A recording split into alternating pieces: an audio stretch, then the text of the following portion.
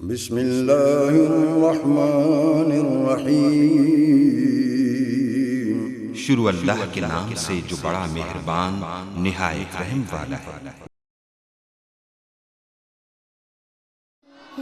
رب کو پیارے رب راضی ہے نہاتے، ان رب کو پیارے رب راضی ہے نہاتے، ایویں پیر چوم دے اسی اللہ والیاں دے، ان رب کو پیارے رب راضی ہے ناتے، ایویں پیر چوم دے اسی اللہ والیاں دے، ان رب کو پیارے خالق دی کل خدائی اے اناد بادشاہی، خالق دی کل خدائی اے اناد بادشاہی، جو چاو دے کر دے اے دین دے سپاہی، جو چاو دے کر دے اے دین دے سپاہی۔ اشہد انہ صلی اللہ تعالی علیہ وسلم بلغ الرسالہ ونصح الامہ وکشف الغمہ وجل الظلمہ وجاہد فی سبیل اللہ وعبد ربہ حتی اتاہ الیقین۔ اللہم صلی علی سیدنا محمد وعلی آل سیدنا محمد کما صلیت علی ابراہیم وعلی آل ابراہیم انکا حمید مجید۔ اللہم بارک علی سیدنا محمد وعلی آل سیدنا محمد کما بارکت علی ابراہیم وعلی آل ابراہیم انکا حمید مجید۔ اما بعد فاعوذ باللہ من الشیطان الرجیم، بسم اللہ الرحمن الرحیم۔ ان اللہ وملائکتہ یصلون علی النبی یا ایہا الذین آمنوا صلوا علیہ وسلموا تسلیما۔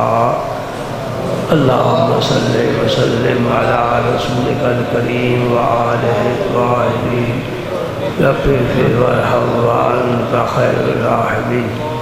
اللہم صلی وسلم علی رسولک الکریم وآلہ الطاہرین، رب اغفر وارحم وانت خیر الراحمین۔ اللہم صلی وسلم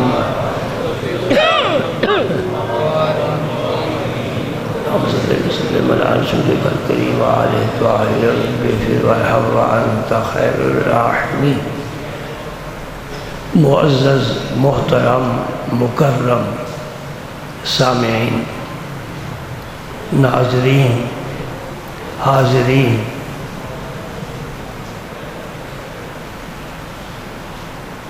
ہمارا دین دین اسلام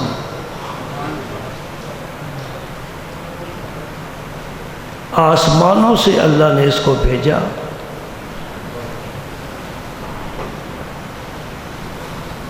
اور اس نبی کے ذریعے بھیجا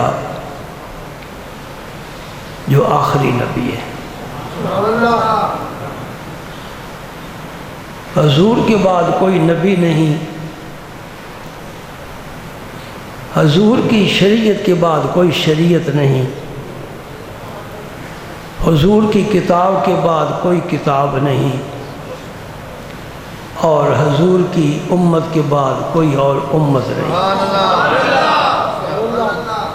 آخری کتاب قرآن ہے، اور آخری امت حضور کی امت ہے۔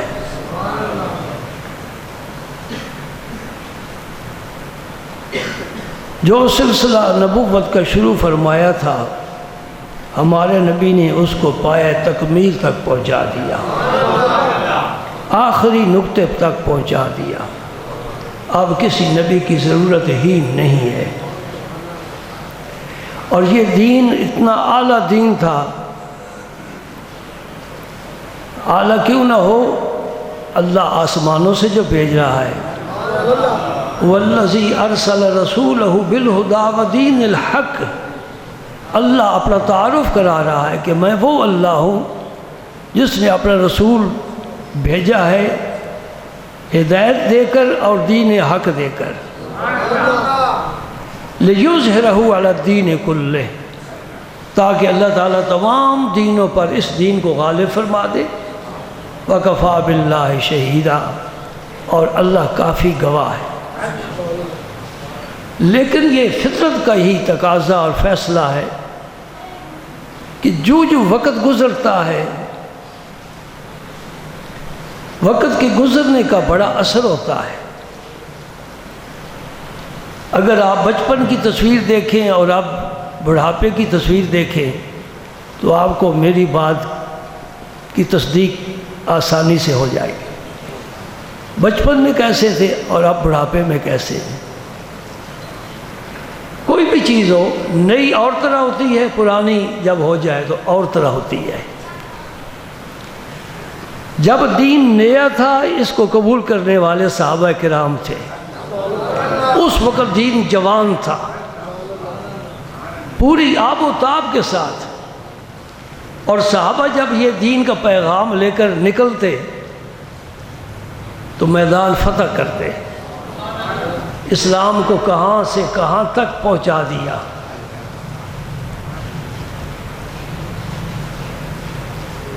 پھر زمانہ آ گیا تابعین کا، تابعین نے بھی خوب جہاد کیا، 2 محاذ کھل گئے، ایک محاذ تلوار والا جو پہلے صحابہ کا بھی آ رہا تھا، دوسرا علمی محاذ۔ تابعین نے علم کی دنیا میں بڑا کام کیا ہے۔ پھر تبع تابعین کا زمانہ آیا، اس میں نیکی، تقوی، پرہیزگاری، اللہ کا خوف، خشیت الہی، عبادت، سجدوں پر سجدے، یہ 3 زمانے ایسے گزرے ہیں کہ نبی پاک نے ان کی گواہی دی ہے۔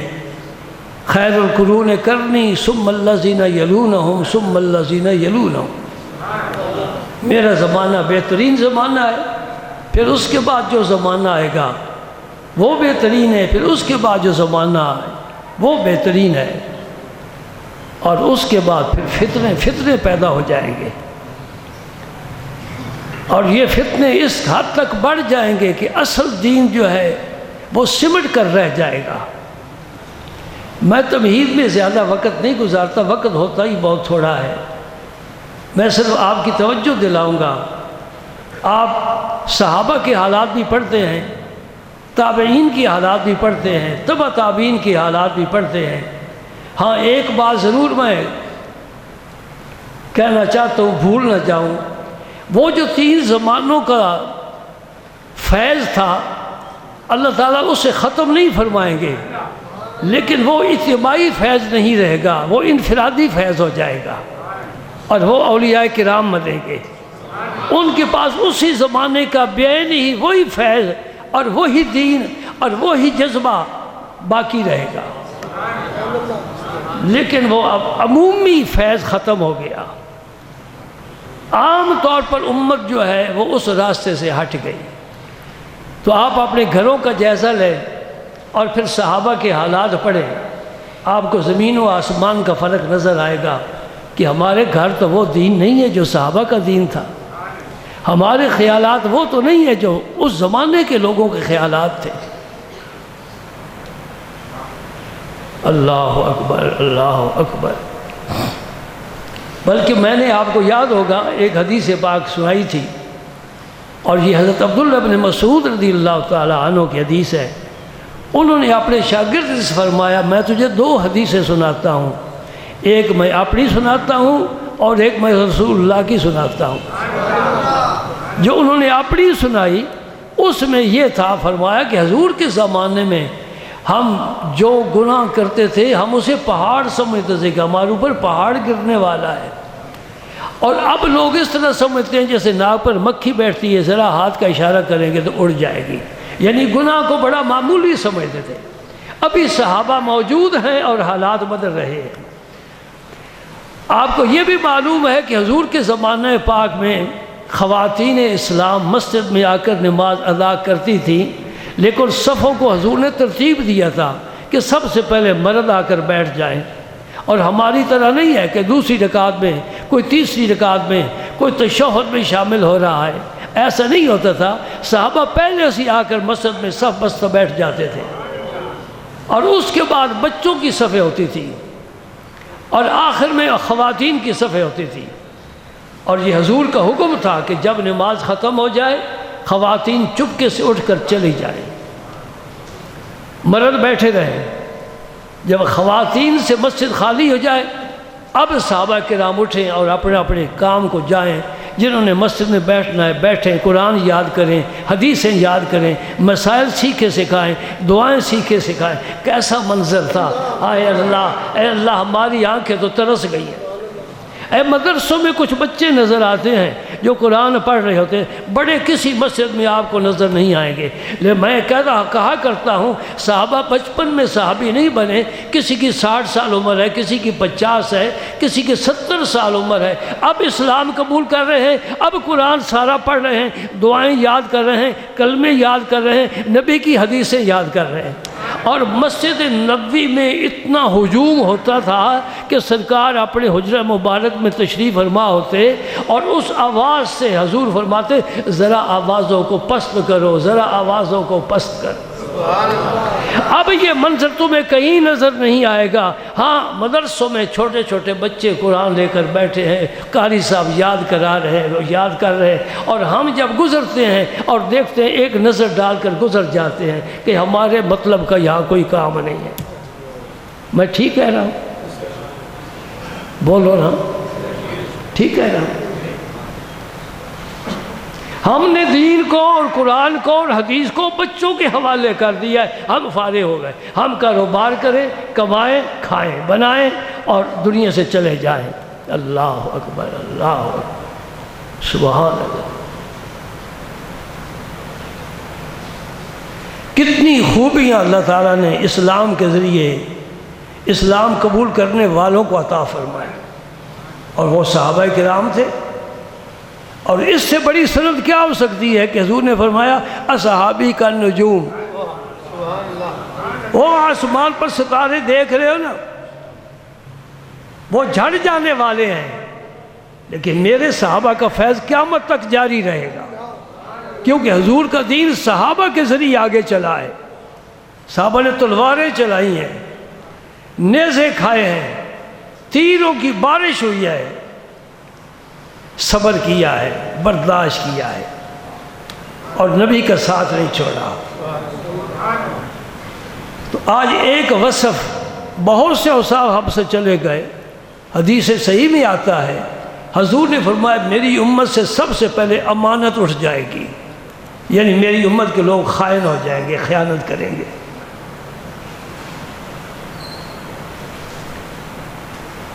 کہاں تک خیانت پہنچی؟ وزیر اعظم تک، وزیر اعلیٰ تک۔ چھوٹی موٹی خیانت نہیں ہے، اتنی بڑی خیانت کہ پورے ملک کو لوٹ لیا ہے، ساری قوم کو یرغمال بنا لیا ہے، مقروض کر دیا ہے۔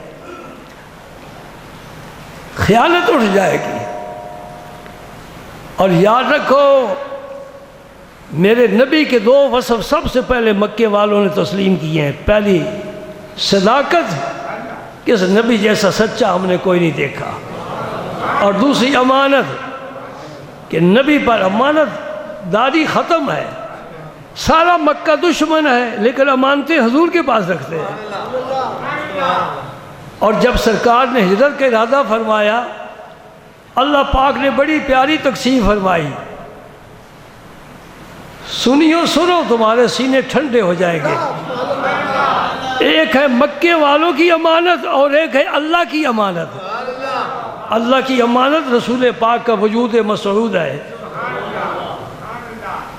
اللہ پاک نے اپنی امانت ابو بکر صدیق کے حوالے کر دی اور رسول اللہ علیہ مکے والوں کی امانت علی المرتضیٰ کے حوالے فرمائی. جی نہ ادھر کوئی کمی ہے نہ ادھر کوئی کمی ہے. ہماری دونوں آنکھیں روشن الحمدللہ. ہم صدیق کو بھی ابو بکر کو بھی صدیق کہتے ہیں اور علی کو شیر خدا کہتے ہیں، حیدر کرار کہتے ہیں، لا فتح الا علی کہتے ہیں، لا سیف الا ذوالفقار کہتے ہیں. یہ کہاں سے آیا تحفہ؟ بڑا مشہور شعر ہے، شاہ مرداں شیر یزداں قوت پروردگار، لا فتح الا علی لا سیف الا ذوالفقار. میں پتہ نہیں کیا سوچ کر بیٹھا تھا، کتاب میرے ہاتھ میں ہے، شاید یوں ہی بند رہے گی. آج میں اس شعر کا مطلب نہ آپ کو سمجھا دوں. آج صرف شعر نہیں پڑھنا، اس کو سمجھنا بھی ہے. شاہ مرداں یعنی حضور نے فرمایا من کنت مولا فعلی مولا، اس کا یہ ترجمہ ہے. یہ بادشاہ ہے شاہ مرداں، یعنی جو امت میں سے مرد ہیں. ہم نہیں مرد ہیں، ہم تو اپنی بیوی کو برقع نہیں پہنا سکتے، ہم تو اپنے بیٹے کو نماز کے لیے نہیں تیار کر سکتے. ہم مرد نہیں ہیں. مرد وہی ہے جو مردوں والا کام کرے. ایسے داڑھی سے مرد نہیں بنتا کہ داڑھی چہرے پر ہے تو یہ مرد ہے، لباس مردوں والا ہے تو یہ مرد ہے. نہیں، مردانگی کے کچھ اوصاف ہوتے ہیں. مرد وہ ہوتا ہے جو مردوں والا کام کرے. 27 غزوے میرے رسول پاک نے لڑے ہیں، یعنی 27 جنگیں، ایسی جنگیں اسلام کی جن میں حضور خود شامل ہوئے ہیں. اور ہر جنگ میں علی تلوار لے کر سب سے آگے رہا ہے. بدر سے لے کر آخری جنگ حنین تک. اور بدر میں جب کافروں کے 3 آدمی آگے چل نکلے نا، حل میں مبارزن، آؤ بھائی آؤ ہمارے مقابلے میں. اب نبی پاک حکم نہ دے کوئی آگے نہیں جا سکتا. آپ سے پس سالار ہے. میرے نبی کی زبان پر سب سے پہلے جس کا نام آیا وہ ابو طالب کا فرزند علی تھا. فرمایا ہے نا علی لشکر میں، کہاں ہے علی؟ چھلانگ لے کر آگے آگے، حضور میں حاضر ہوں. پھر آگے بڑھ. اور مجھے یہ بتاؤ کوئی ایسی جنگ ہے جس میں دشمن نے علی کو گرایا ہو؟ یا کوئی ایسی جنگ ہے جس میں دشمن پر میرے علی کی تلوار نہ چلی ہو، خالی واپس آ گئی ہو؟ ٹکڑے کر کے رکھ دیے. اللہ کی رحمت، اللہ کی برکت شامل حال ہے، نبی کی دعا شامل حال ہے. اس لیے علی کو کیا کہتے ہیں؟ شاہ مرداں، شیر یزداں. یزداں فارسی میں اللہ تعالیٰ کو کہتے ہیں، ایرانی یزداں کہتے ہیں. اللہ کا شیر ہے. قوت پروردگار ہے، یعنی اللہ تعالیٰ کی قوت کا ظہور علی المرتضیٰ کے دست و بازو سے ہوا ہے. اب اس سے آگے جو دوسرا مصرع ہے وہ عربی کا ہے. لا فتح الا علی، کوئی جوان نہیں ہے بس علی ہی جوان ہے. لا سیف الا ذوالفقار، یہ حضور نے تلوار عطا فرمائی تھی جس کا نام ذوالفقار تھا. تو کہتے ہیں تلواریں بے شمار ہیں لیکن کوئی تلوار نہیں، بس تلوار ہے تو ذوالفقار ہی ہے جو حیدر کرار کے ہاتھ میں ہے. میں یہ مصرع آپ کو سمجھانا چاہتا ہوں. یہ کہاں سے آیا؟ یہ زمین کا نہیں ہے، یہ کسی انسان کا دیا ہوا نہیں ہے، یہ آسمانوں سے آیا ہے. اور کب آیا ہے، کس موقع پر آیا ہے، وہ تو میں بتاتا ہوں. جب خیبر کے قلعے نہیں فتح ہو رہے، حضور نے فرمایا کل میں جھنڈا اس کو دوں گا جس کے ہاتھ پر اللہ تعالیٰ خیبر کو فتح فرمائے گا، اور وہ ایسا ہوگا کہ اللہ اور اللہ سے رسول سے پیار کرتا ہے اور اللہ اور اللہ کا رسول اس سے پیار کرتے ہیں. حضرت علی رضا کی آنکھیں دکھتی تھیں، آپ اونٹ چرانے کے لیے چلے گئے، حضور نے فرمایا اے نا علی، علی کہاں ہے؟ حضور وہ تو اونٹ چرا ہے، بلاؤ اس کو، آنکھیں دکھتی ہیں، آنکھیں خراب ہیں۔ فرمایا علی ادھر آؤ، کیا بات ہے؟ حضور میں بچپن سے مجھے یہ عرض ہے۔ فرمایا آگے بڑھو، دارالشفا میں آ گئے ہو، اور ایسا علاج فرمایا، لعاب دہن لگا لیا، ساری زندگی آنکھیں روز روشن کی طرح آواز جھنڈا عطا کر دیا، جاؤ۔ اس دن غیب سے آواز آئی تھی، جس دن علی المرتضیٰ نے خیبر کا دروازہ اکھاڑا تھا ایک ہاتھ کے ساتھ، اس دن غیب سے آواز آئی، لا فتح الا علی، لا سیف الا ذوالفقار۔ علی تیرے جیسا کوئی جوان نہیں ہے، اور تیری تلوار جیسی کسی کے پاس تلوار نہیں ہے، یہ آسمانوں سے آیا ہوا، زمین کا نہیں ہے، کسی آدمی نے نہیں تحفہ دیا۔ اللہ اکبر، اللہ اکبر۔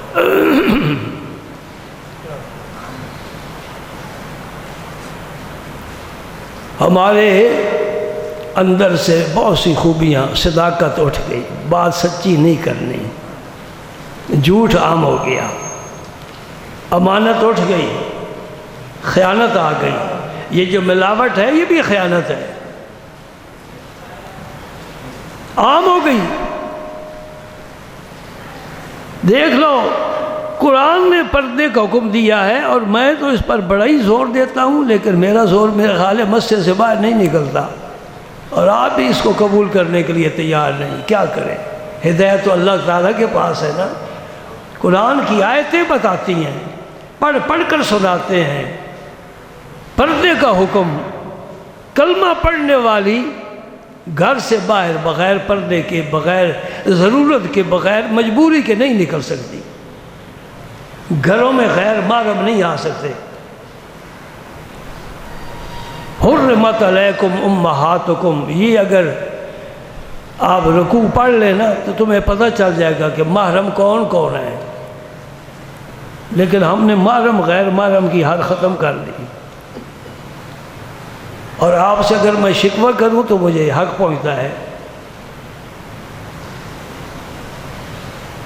میں نے 10 محرم کو جو جمعہ تھا نا، 10 محرم کو، اس سے پہلے جو جمعہ تھا اس پر میں نے بتایا تھا کہ 9 اور 10 محرم کو روزہ رکھنا چاہیے، بتایا نا جی؟ ہاں، یہ سبحان اللہ کہنے کا بھی کوئی موقع ہوتا ہے نا۔ 10 محرم کو روزہ رکھنا چاہیے، اور 10 محرم کو جمعہ آ گیا، جمعے پر لنگر تیار ہوتا ہے، اسی تعداد میں لوگ گئے جس طرح پہلے جاتے تھے، کسی نے نہیں روزہ رکھا، چند آدمی نے رکھا ہوگا، پھر ہمارے واز کا کیا فائدہ؟ ہم کیوں مغز کھپاتے ہیں؟ آپ سے بات کرنے کا کوئی فائدہ حاصل ہونا چاہیے تھا، ایک آدمی بھی لنگر کھانے نہ جاتا کہ آج ہمارا روزہ ہے، اب نہیں کھائیں گے، لنگر نہیں کھائیں گے، تو پھر میرا سینہ ٹھنڈا ہوتا۔ میں تمہارے سینے ٹھنڈے کرتا ہوں، حدیثیں سنا کر، قرآن کی آیتیں سنا کر، بزرگ کی احوال بتا کر۔ آج میں صبر کے موضوع پر آپ سے گفتگو کرنا چاہتا تھا، اور یہ بے صبری میرے سامنے آ گئی، صبر نہیں نہ ہو سکا۔ روزہ کیا ہے؟ الصیامس،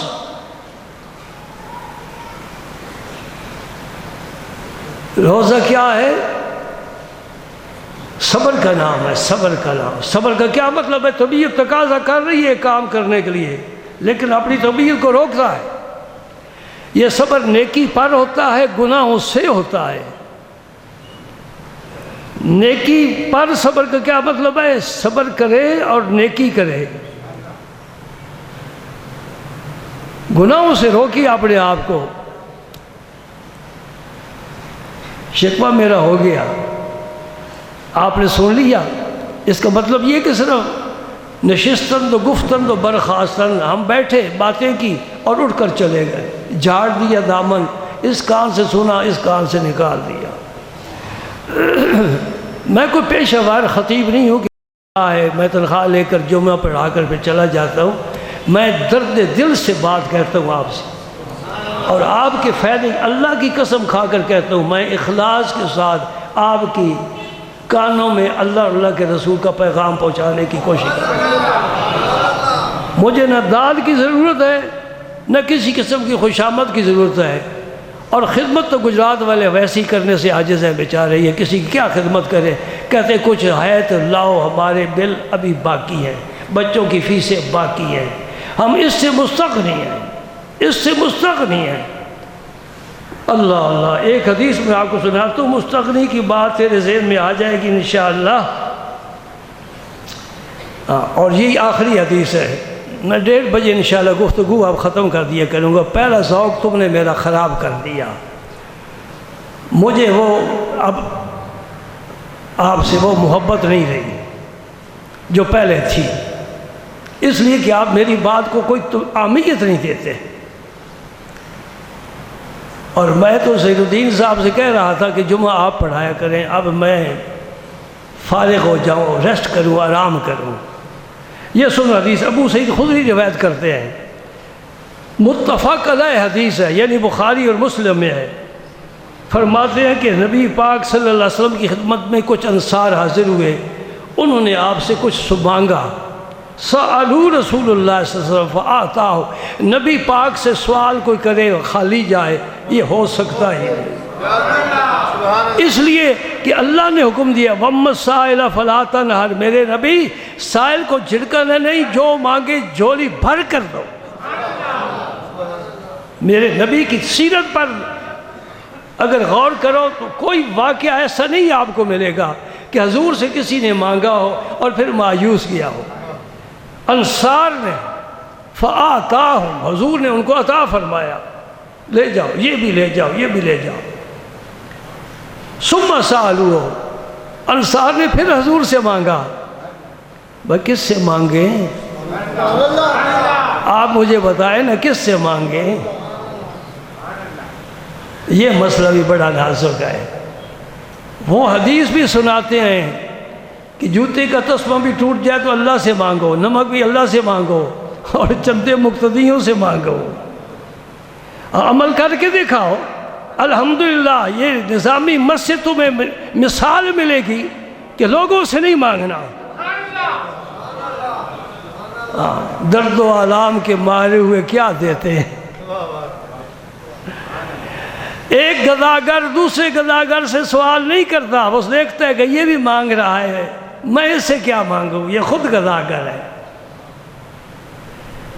حتیٰ نافذ ما عندہ، حضور کے پاس جو کچھ بھی تھا، جزیہ آتا تھا یا تحفے تحائف تھے، جو کچھ بھی تھے وہ ختم ہو گئے۔ فقال لهم این انفق کل شیء بیدہ، حضور کے ہاتھ میں جو کچھ تھا سارا خرچ ہو گیا۔ اب حضور صحابہ کی اصلاح کے لیے انہیں نصیحت فرماتے ہیں۔ صحابہ سے فرمایا، اے میرے صحابہ، میرے پاس کوئی چیز ہو میں تم سے چھپا کر بچا کر کبھی نہیں رکھتا، میں سب کچھ تمہیں دینے کے لیے ہمیشہ تیار رہتا ہوں۔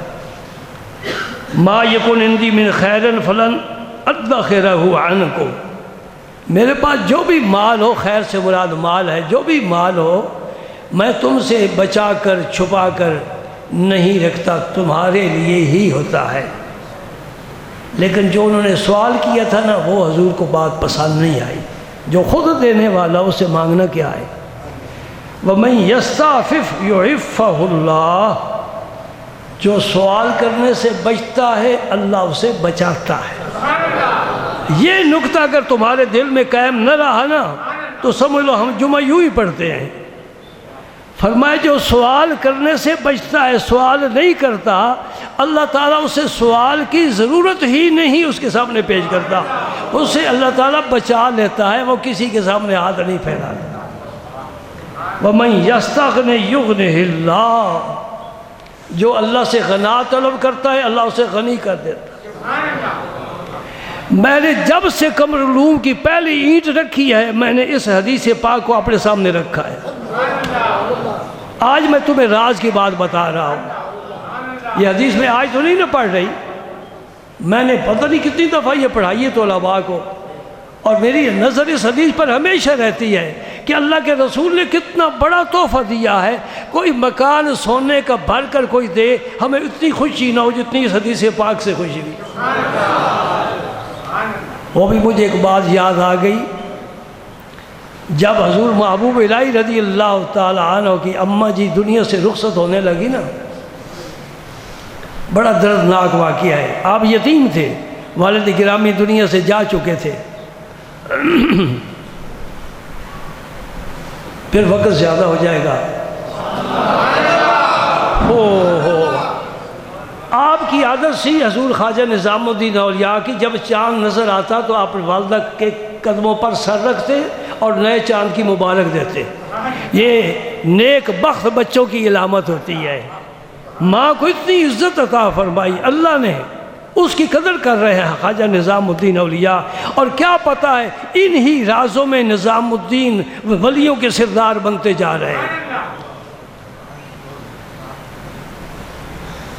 جب یہ چاند نظر آیا نا جمادی الثانی کا، آپ کی والدہ صاحبہ کا وصال جمادی الثانی میں ہوا ہے، اس فقیر کو یاد ہے۔ فوائد الفوائد تم بھی پڑھتے ہو، لیکن اس فقیر کے ساتھ نظام الدین اولیاء کی باتیں کچھ اور طرح ہوتی ہیں۔ جب جمادی الثانی کا چاند نظر آیا نا تو آپ نے حسب معمول اپنی اماں جی کے قدموں پر سر رکھا۔ ان قدموں کے نیچے کیا ہے بھائی؟ جنت ہے نا۔ تو اماں جی نے فرمایا بیٹا آئندہ چاند کی مبارک کس کو دے گا؟ اللہ اکبر، اچھا یہ چراغ بھی گل ہونے والا ہے۔ آپ رونے لگ گئے، سمجھ گئے۔ اماں جی نے فرمایا بیٹا جاؤ نجیب الدین متوکل کے گھر رات گزارو، ان کے پاس رات گزارو۔ یہ حضرت بابا صاحب کے بھائی ہیں، دہلی میں رہتے تھے اور بالکل قریب ہی ان کا مکان تھا۔ میں نے ان کے مزار بھی حاضری دی ہے اور حضور محبوب الہی کی والدہ صاحبہ کے مزار پر بھی حاضری دی ہے، اور آپ کی مزار مائی صاحبہ کے مزار سے دہلی میں مشہور ہے، ساتھ مسجد بنی ہوئی ہے اور بہت بڑا لنگر خانہ بنا ہوا ہے، اور مزار بڑی خوبصورت، اور اسی طرح معلوم ہوتا ہے کہ آج بھی اماں جی لنگر تقسیم فرما رہے ہیں۔ آپ چلے گئے، والدہ صاحبہ نے حکم فرمایا، چلے گئے۔ سحری کا وقت ہوا تو لونڈی کو مائی صاحبہ نے بھیجا، جاؤ میرے بیٹے کو بلا کر لاؤ۔ سحری کے وقت لونڈی آئی، اماں جی آپ کو یاد فرما رہے ہیں۔ فرمایا خیریت تو ہے؟ جی خیریت ہے۔ ہاں یہ منظر دیکھنے والا ہے، میری روح تو حاضر ہے، اس موقع پر حاضر ہے۔ حضور مائی صاحبہ مزار اپنے بستر پر آرام فرمائیں، آپ آئے، سلام پیش کیا اور نیچے آ کر بیٹھ گئے۔ فرمایا میں نے تجھے کہا تھا نا کہ کل میں تمہیں بتاؤں گا، کل تمہیں بتاؤں گا۔ ہاں ایک بات میں بھول گیا، جب یہ آپ نے فرمایا نا کہ بیٹا اگلے چاند کی مبارک کس کو دے گے، تو فرمایا عرض کرتے اماں جی پھر مجھے کس کے حوالے کر کے جاؤ گے؟ فرمایا بیٹا جاؤ رات نجیب الدین متوکل کے پاس گزارو اور اس کا جواب میں کل تمہیں دوں گا۔ اب جواب دینے کا وقت آ گیا۔ فرمایا بیٹا بیٹھو میرے پاس، بیٹھ کے نیچے چارپائی کے اماں جی کے احترام میں محبت میں ڈوبے ہوئے۔ تو مائی صاحبہ نے فرمایا بیٹا ذرا اپنا ہاتھ مجھے پکڑاؤ، کدھر ہے تمہارا ہاتھ؟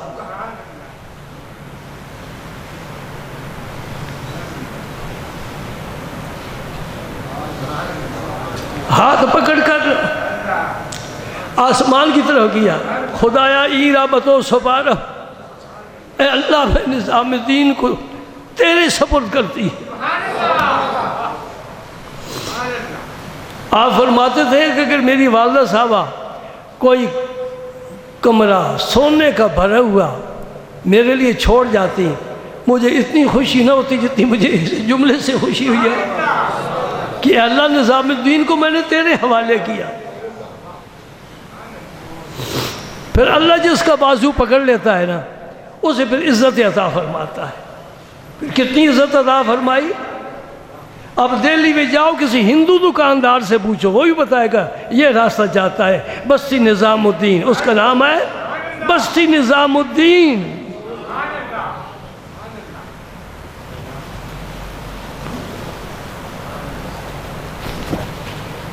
اس بستی کے گلی کوچوں میں ہم گھوم پھر کر آئے۔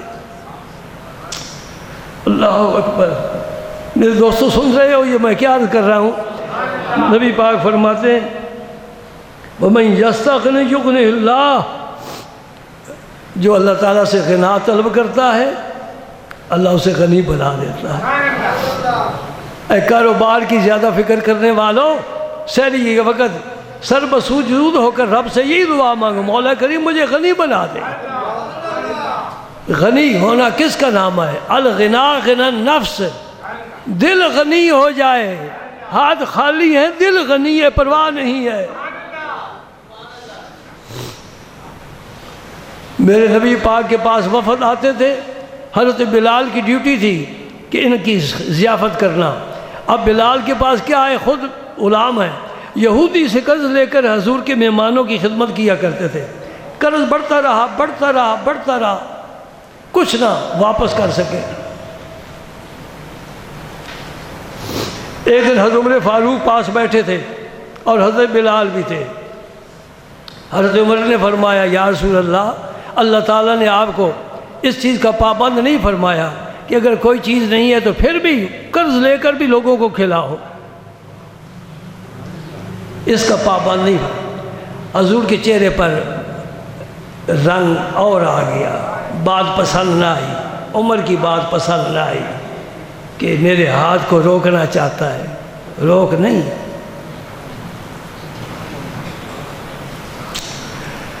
حضور نے فرمایا انفق یا بلال ولا تخشا انزل عرش اکلالا، اے بلال خرچ کر، خوب خرچ کر، اور عرش والے سے اس چیز کا ڈر نہ کر کہ کوئی چیز نہیں ہوگی، فقر کا خوف نہ کرنا، خرچ کرو۔ حدیث مکمل ہو جائے تو اچھا ہے۔ یہودی نے بلال کو کہا بلال کل اگر تو نے میرا قرض نہ چکایا تو میں تجھے غلام بنا لوں گا اور بیچ ڈالوں گا اور اپنے پیسے پورے کر لوں گا۔ یہودی ہے، غیر ہے۔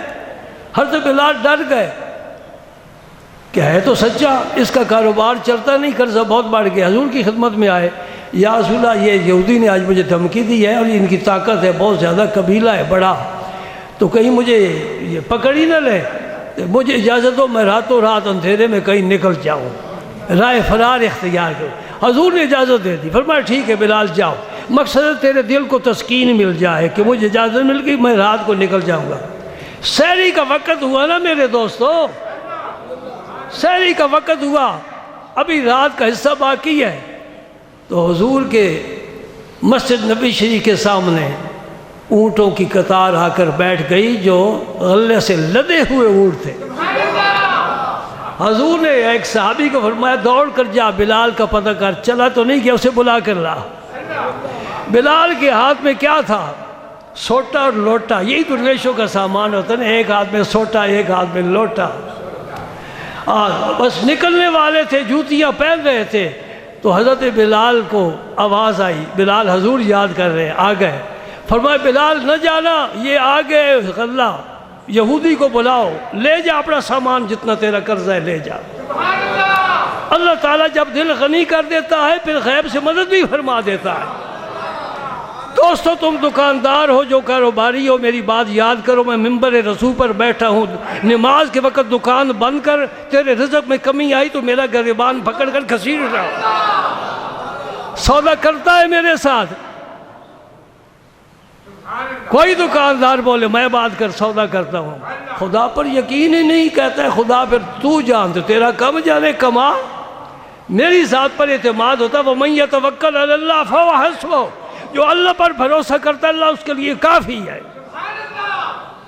آئی سمجھ میں بات کہ نہیں آئی؟ نماز غیب، صدق غیب، امانت غیب، صبر غیب، بے صبری ہی بے صبری۔ اللہ پاک فرماتے ہیں فَبَشِّرِ الصَّابِرِينَ میرے حبیب صبر کرنے والے کو بشارت سنا دو۔ وآخر دعوانا